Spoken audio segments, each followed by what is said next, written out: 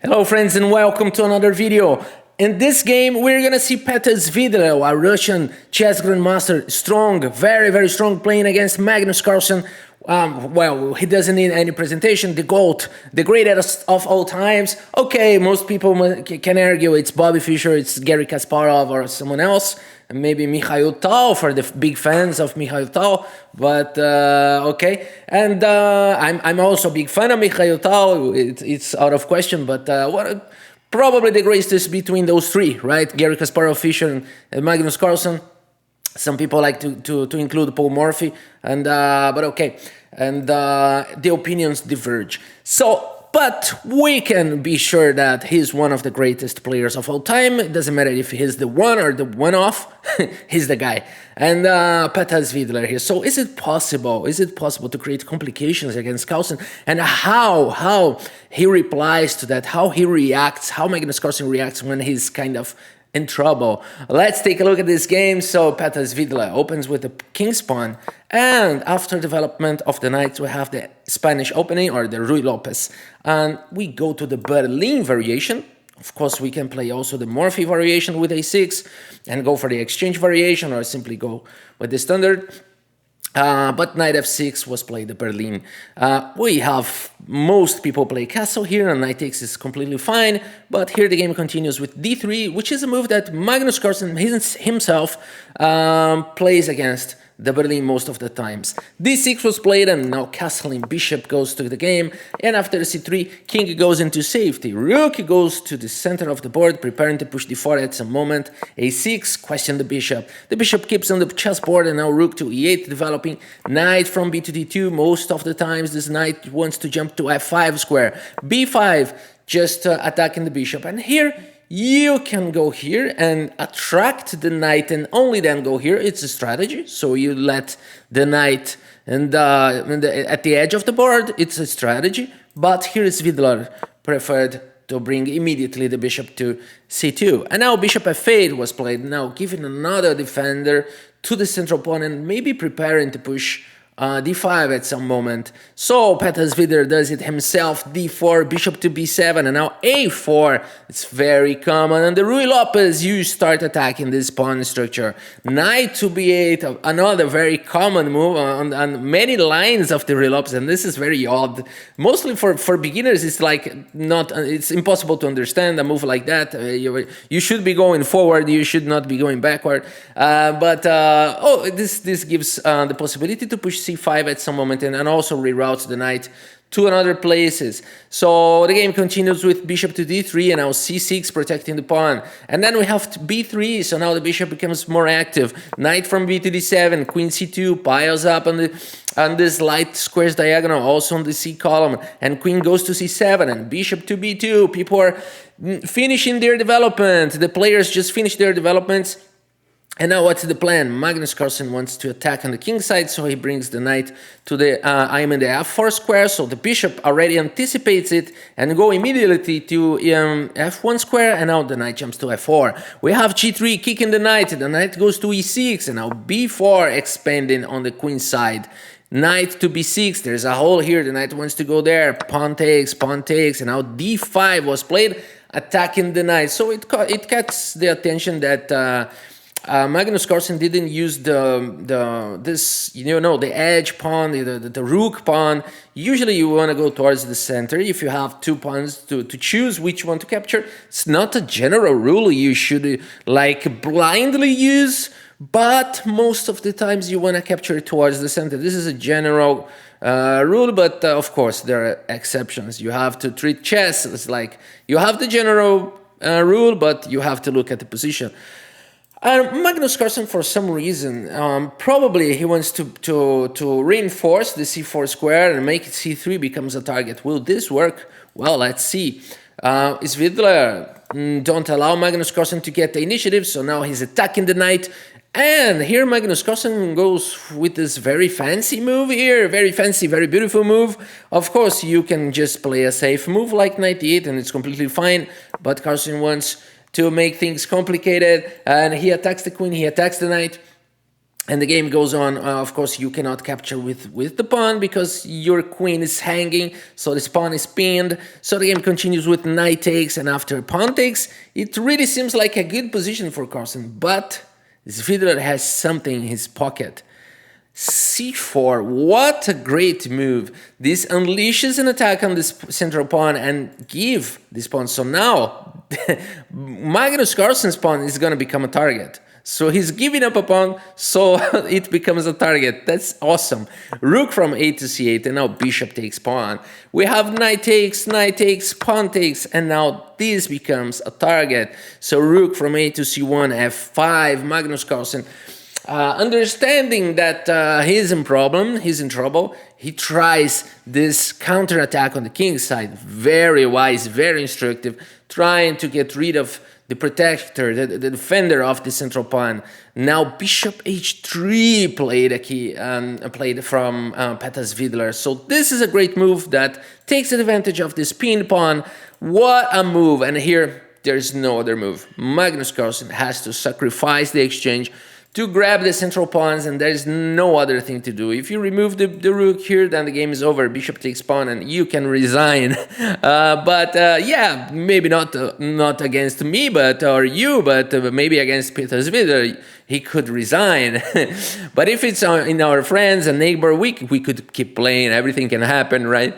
But okay, the game continued with pawn takes, and Magnus Carlsen is sacrificing the exchange now so he can grab the pawn. But the problem is that Svidler now takes this central pawn from Magnus Carlsen, and Carlsen follows with queen to f7, brings another defender to the king. Game goes on with queen to g4. Don't be fooled, this attacks the rook, so queen takes pawn was played, so we do have every pieces are protected now, and now queen e6, forcing the exchange of the queens because it's a check and it's attacking the queens. So we do have the exchanges, and king goes to f7. The point is, Magnus Carlsen is down the exchange, but he's a pawn up. Is that enough? Can Magnus Carlsen, create a counter attack here, a counter chance? This pawn, he's got a passer. This is a very dangerous pawn. So let's see how it goes. Rook goes back. Now we have this maneuver where Magnus Carlsen protects his pawn. Now he tries to make this fortress. It's very hard to stop those two rooks from the attacks, but Magnus Carlsen creates a situation where it seems like Petter Svidler just cannot make progress, and Magnus Carlsen is always, creating some counter, trying to get his chances. Now he's put this possibility to the king, so now he's protecting the king, and of course here there is this possibility to play bishop takes g7 because this rook is overloaded. It's defending this pawn, but it's also defending the bishop. So bishop takes here should be instant win. But Svidler has different opinion. He follows with rook to g6. Not the best move, probably low on time. Magnus Carlsen now has the possibility to defend everything. So it seems like Svidler lost his chance, and now there's a threat that those pawns are going to march. What to do? It seems like Carlsen created a fortress, and Svidler is hopeless, so he blocks the pawn. But now is hanging this pawn here. Actually, the computer says that rook to c7 goes equal chances here. It's amazing. It's amazing. But probably low on time, Carlsen goes for the pawn, which everybody would do. Probably. Most of people would do it. But now that is a problem. And it doesn't seem to have a problem with that. It doesn't seem to have. Because rook to b8, king h7. You're completely protected. Now, the move that was played was a monster move. It's hard to find. Very hard to find. And the move that was played was f4. It doesn't seem like a strong move because now Magnus Carlsen can simply just go c3, c2, c1. Look at the position. Look at the position. Let's take a quick look here. Bishop is protected. The pawn is just marching. Bishop came and he's just marching. There's no way to... the rook here is protecting. So the position is completely protected and safe. So Magnus Carlsen plays c3. Another question is, how can Svidler survive? Or, most interestingly, we can plot twist everything and say, how can Magnus Carlsen survive?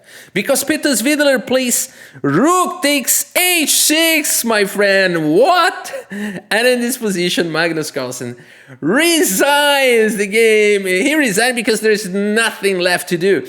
What can he do? I mean, if he takes with the pawn, wow, what a finish, what a finish. Then if this Svidler just gives a checkmate. Look at the participation of this pawn here, and every piece is together cooperating, and the bishop. And let's show it. Let's show it so it doesn't get too much abstract. If takes with the pawn, this is immediately checkmate. So only rook and bishop, and of course the pawn participating, but against all those people here, and there's a checkmate. And of course, if king takes, let's create here another variation.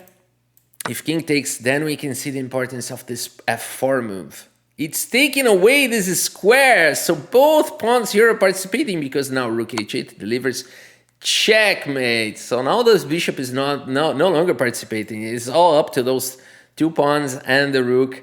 What a beautiful game, what a beautiful finish. And I'm so excited with that. I'm going to play a game myself, and I'm going to do my sacrifices. Just let's take a quick look at the chess.com report here. So, yeah, we got a very accurate game from Peter Svidler. What a victory against Magnus Carlsen.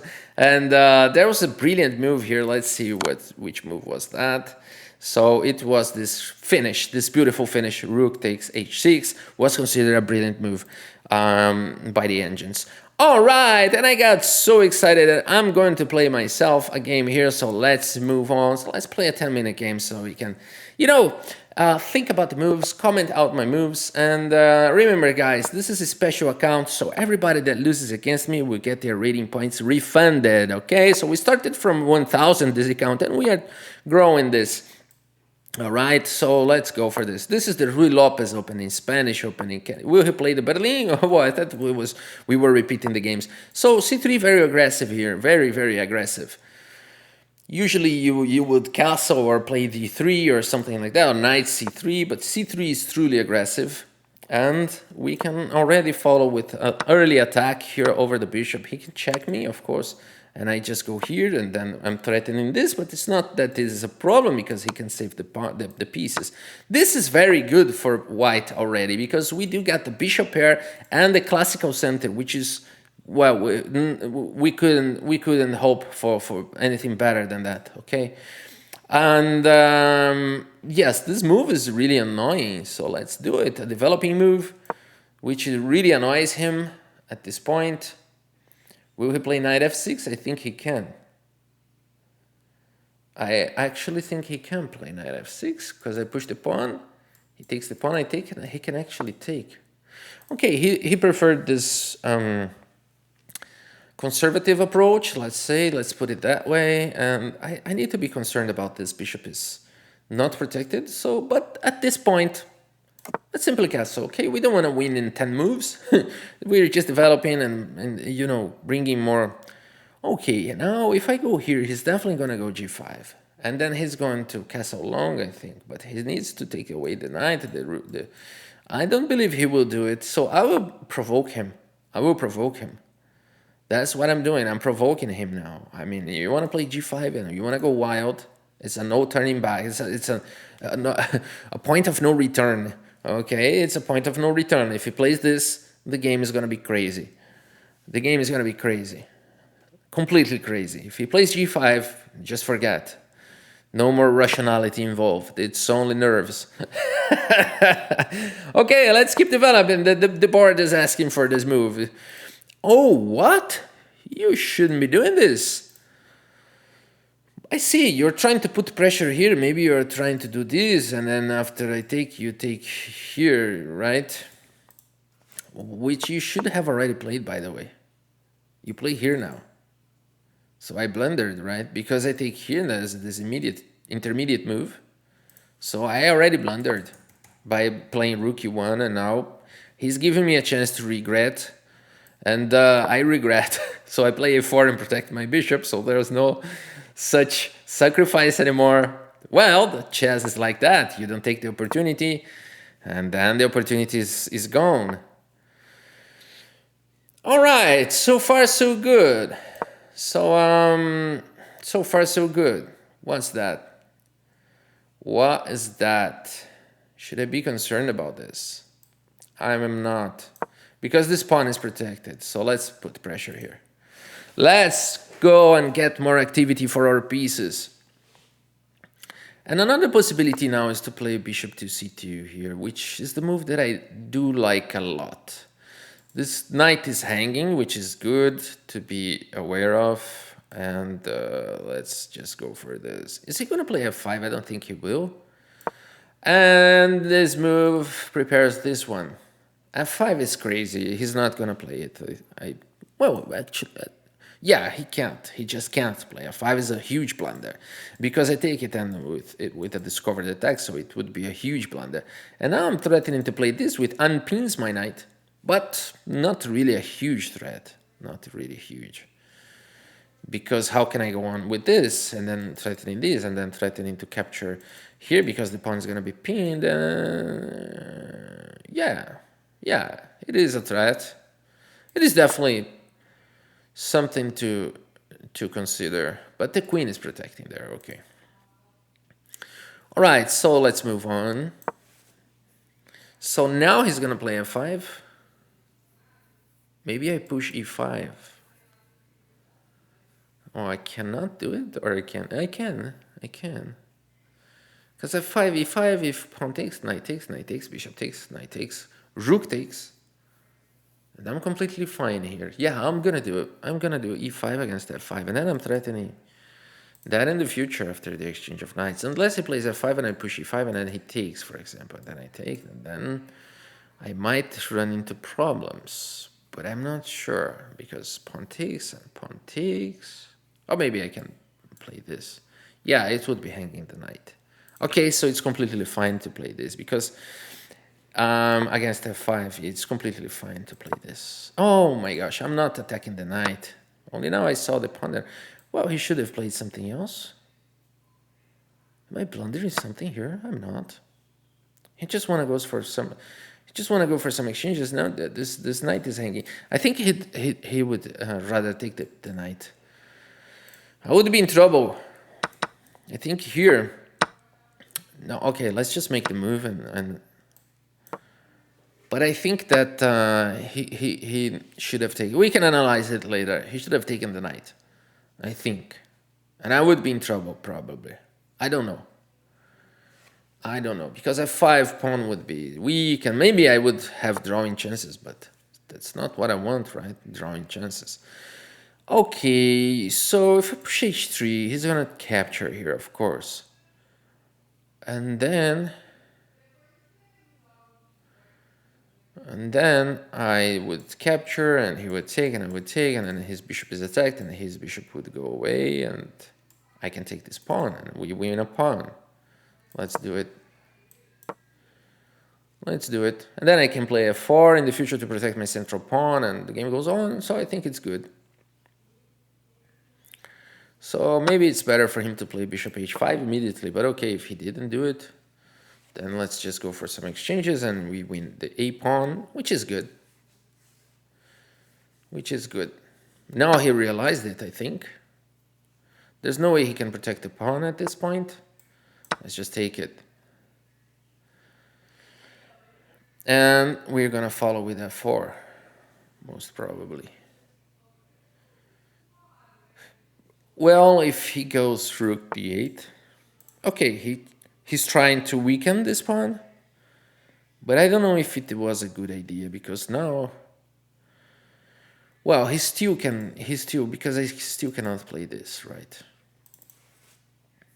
But I can play this, which I believe is a strong move. Let's do it. Because this attacks the pawn and also creates the possibility for my rook to go for the column. So that's what I'm gonna do. So I can attack the pawn right now, then my rook is kind of being trapped. So how to follow? Okay, so here we need to think.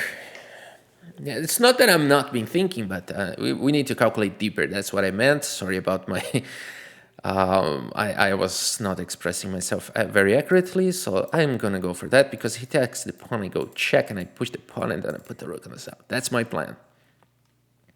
And I'm not getting mated any time, so not so soon. Let's try this approach, which I believe is promising. It's a promising approach. So we are ready to march with the pawn. We can even push the pawn because he cannot take because of that. So yeah, it would be even stronger, I guess. It would be even stronger because for him to attack the pawn, it would take 2 moves.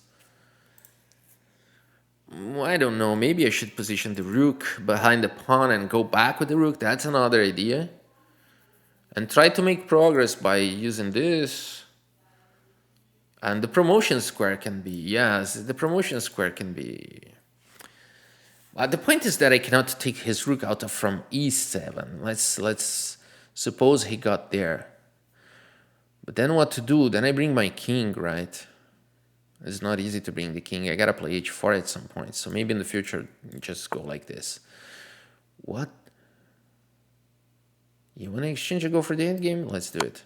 So if you wanna block with the rook, we do exchange and go for this endgame, which I believe is completely winning. Unless I didn't calculate something. But the first thing is to create this wall. We can also create this wall like this, but then he's going here. And then how to continue here? We just want to protect that pawn, so maybe maybe h4 immediately. No, maybe g3 or even g4 is possible. How about g4 now? Because if I play g4, he has to capture. Then I capture. Okay, but then he's coming. And then g4. Nah, it's not good.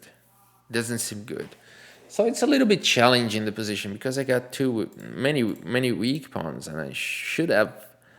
Maybe I shouldn't have exchanged the rooks. I thought it was gonna be good, but actually it's not.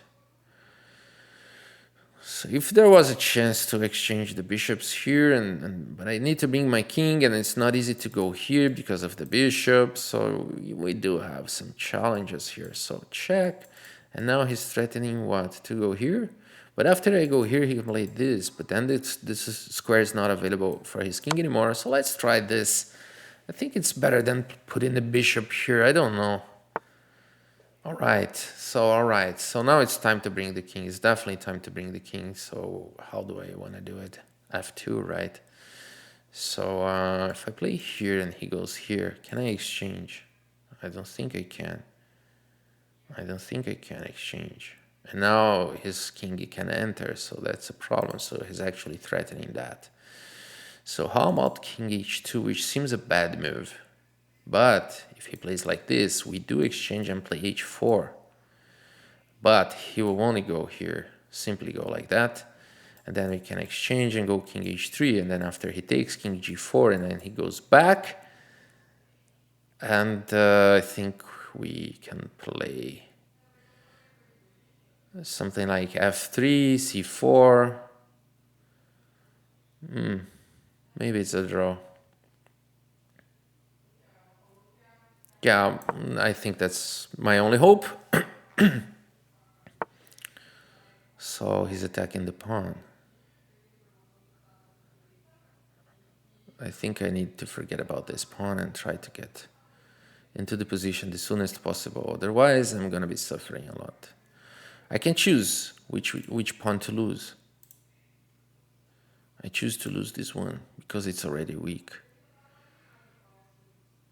Then he's going to march with this 2 against 1, which is going to be dangerous. So can I protect this pawn? That's the point, because he's going to go here, and this pawn is going to fall apart.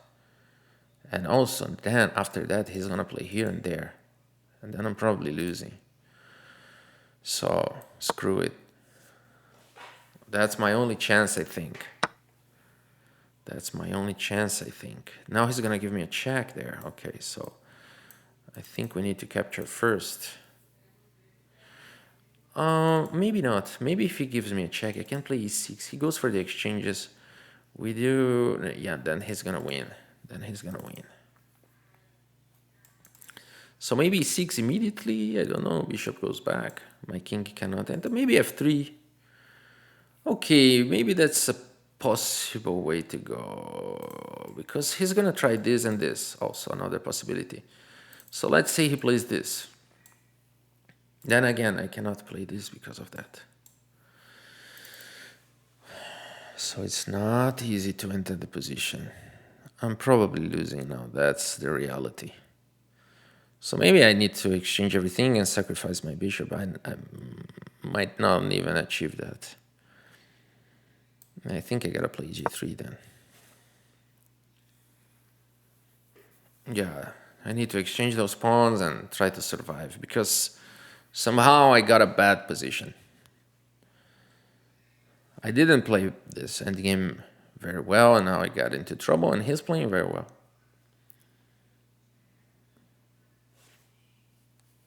I shouldn't have exchanged the rooks. I shouldn't have. You know, my position was so good, but I shouldn't have done it. Okay.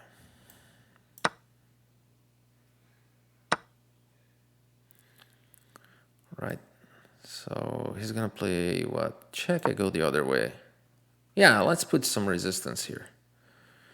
Now this move is powerful.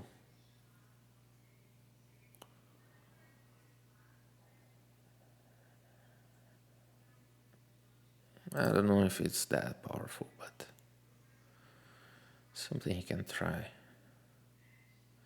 Problem is I'm being low on time, and if he plays like that, maybe I can play here. He went for the exchange. I cannot exchange, not in a way. He will give me a check. I go other side. He will push the pawn. I go away. Okay.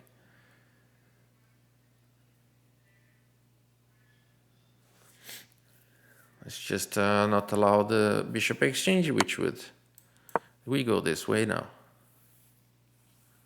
Pushes the pawn, it becomes weak. Goes with the king, we exchange, and then I go with the king. He takes, I take. We are surviving. Somehow we are surviving this. I don't know about this move. I really don't know about this move. So he's gonna check me here next move. So he's gonna check and go bishop here to protect the pawn, right? So yeah, so tough. But I think I do have a possibility here to push the pawn and play king g3. So I think that's my only move. Possibly my only move. What a tough endgame. And I got 1 minute. Can I still win this? Maybe I can.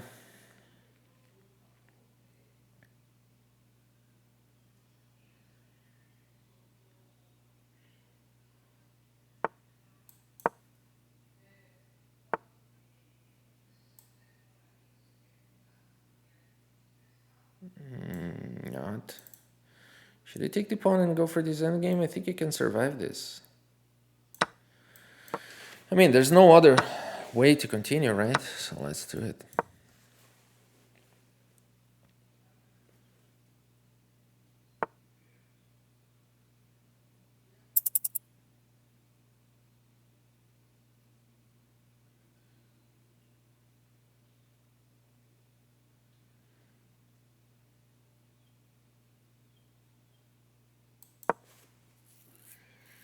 Tough.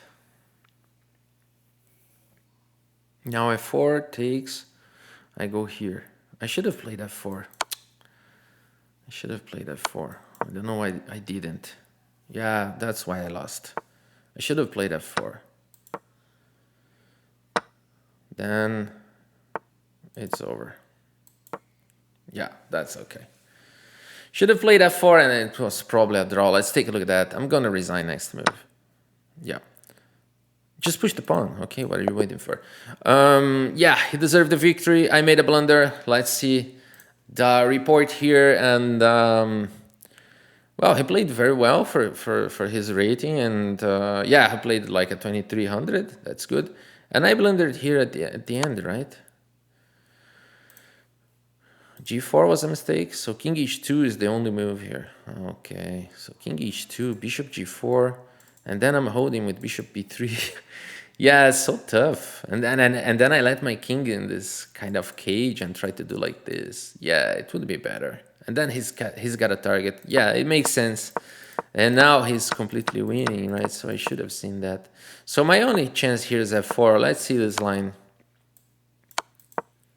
Yeah, but I don't have time for that. He can push B4 right away, and then it would be like the same thing.